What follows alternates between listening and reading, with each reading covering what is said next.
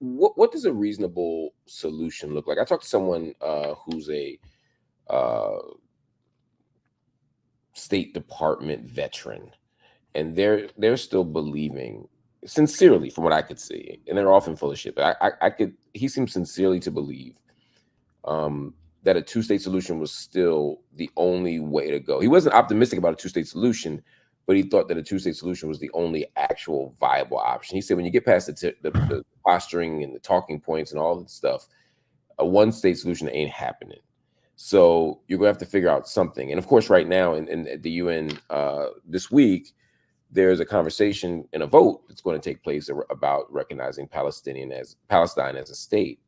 And with member status, that also increases maybe at least the optimism around a diplomatic solution to all of this. So when you think about that and you hear all the developments, do you see a legitimate chance of a two-state solution? And if not, what is the way this thing ends? I mean, I think currently it's a one state. I think that it already is a one state, and that the only solution is the abolition of the apartheid. That's the way I look at it. I think the idea that this is like the two-state solution is ever going to look anything different than the way that the so-called peace process has ever looked is silly. That's precisely the reason why a lot of scholars that I trust, especially as it pertains to Israeli history, like Avi Shlaim and Ilan Pape and many others, have changed their attitude from being ardent supporters of a two-state solution to a single state, a single solitary secular state, because of the as a matter of fact, ironically, because of the peace process, because of the settlements that were the real reason for why the peace process continued. It was just a way to pass the buck down as the Israeli state openly, at first, turning a blind eye to the settlements, and then openly and actively encouraging settlements and building them themselves and protecting them, and now doing pogroms at the behest of, or defending those who are doing pogroms in the West Bank.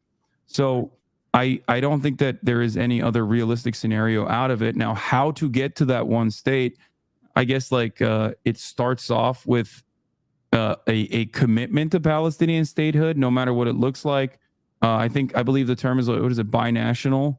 Yeah. Where it's like two states under the same banner, right? Something along those lines. With obviously international guidance, severely restricting what the Israeli state, the power players in the region, can and can't do.